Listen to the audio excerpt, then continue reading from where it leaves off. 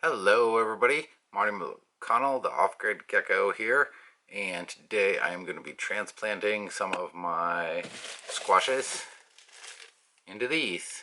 Stay tuned. Alright, to do this I'm going to be using a 1/4-inch drill bit, and I'm going to be using my handy dandy super high-tech cordless drill here. So what you have here is a hole making machine. Alright, it's important to drill holes in the bottom of the pots so that excess water can drain out when you water them. And it's also important to figure out about how many pots you can get through with a drill bit at once to do this quickly. So one way to do this is to just measure along the rims of the cups and select a number of cups that would be penetrated by the drill bit completely. And then when you drill through the bottom, you're going to penetrate through all of them. Coolsies? Coolsies. If you want to do it fast, you can figure one out and then stack them all where they're about the same height. I know I'm going to have 2 left over now. So those should be even. And then we can get started drilling. Now I'm going to go ahead and drill a couple holes in the bottom. You can just drill 1 or 2 or however many you want. This is your boggle, so figure it out. I'm just going to drill 2, 1 at the top and 1 at the bottom, and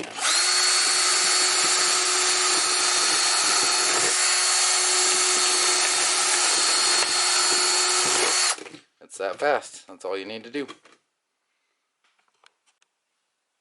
Alrighty, so we've got our holes drilled in our cups, and now we're ready to transplant them into the cups. Okay, so all you need for this is some potting soil, which I have in this big bucket right here.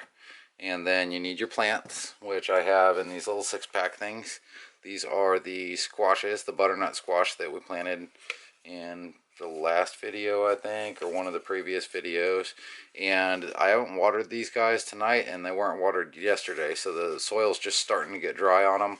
So all you need to do to get them out is you just kind of squeeze the bottom a little bit and pull very gently by the stem, and you pull out the little root wad. Now, I thought these guys were going to be root bound as crap, but obviously they're not. I mean, the roots aren't spiraling yet, so maybe this is a little early for transplanting them.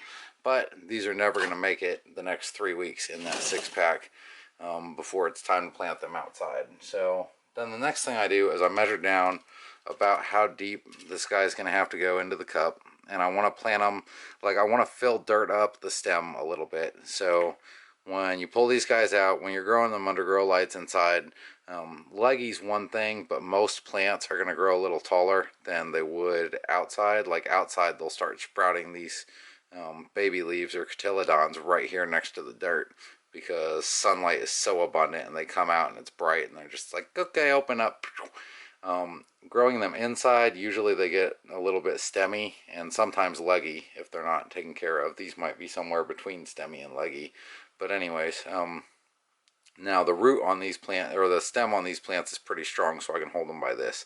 There's also suggestions to hold them by these cotyledons, but if you're going to rip off a leaf, like, that's probably the least detrimental way to rip is these, because they're not critical to the plant so much after it's established its first true leaf.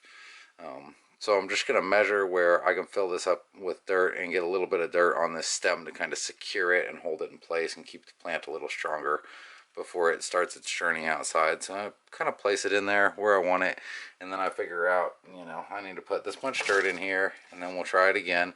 And once it's touching dirt and it's where I want it, then I'll go ahead and just kind of hold him in place and fill in around him until he's got dirt on all sides, and then I can let go and the little guy will just sit there for me, and then I can fill up the dirt as far as I want. Now this is just regular organic potting soil I got from the local store here.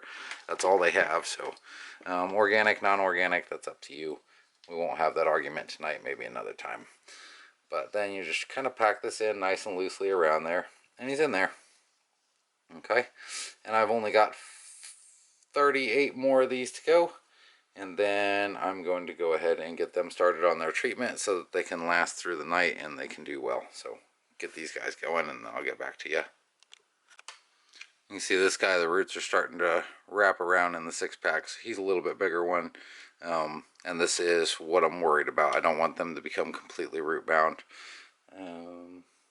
Yeah, also when you're popping these guys out, sometimes they don't go so easy. The trick is not to pull harder on the stem. It's to squeeze more on the outsides of the tray, and then if you have to, just push up a little bit on the bottom of the cell with your finger, and they should pop right out. If they're not coming out easy, they might be overly wet. You might want to wait a day. Like, it's best to transplant them right before you're planning on watering them. That's when they come out the easiest. And there you go. There's 15 of them. So I still got, like, I don't know, a bunch more to do. But so you got your 15 guys right here. In case you're wondering, you can fit roughly 15 solo packs or solo cups to a 10-20 tray. You just put them in rows of 5 and kind of stagger them.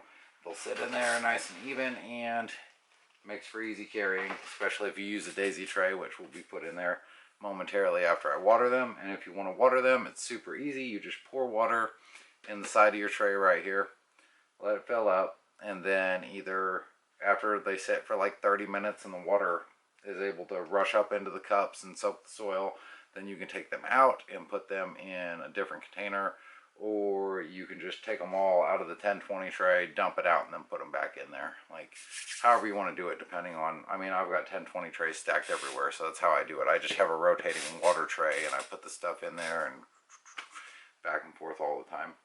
But that's the trick to it. Not really a lot to it.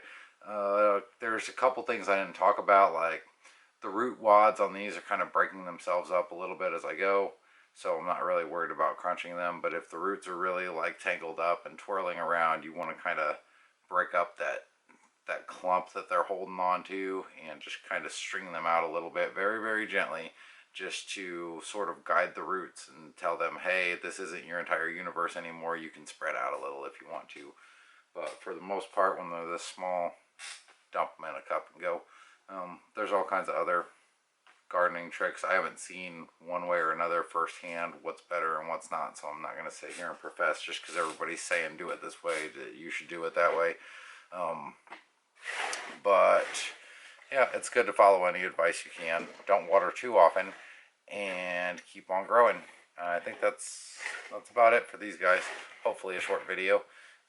So I will see you next time.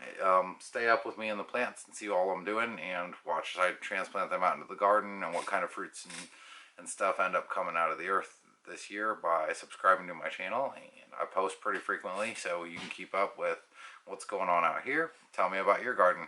Feel free to leave comments and give me suggestions, because I'm not like the world's expert on this. This is my second year having a big garden, so I'm trying to get lots of plants, and now I've got more than what I can put out there. So I'll be selling some of these as 6-packs still, and doing some other things too. So anyways, I got a lot more plants to do, so I'm going to get on after it. Bye.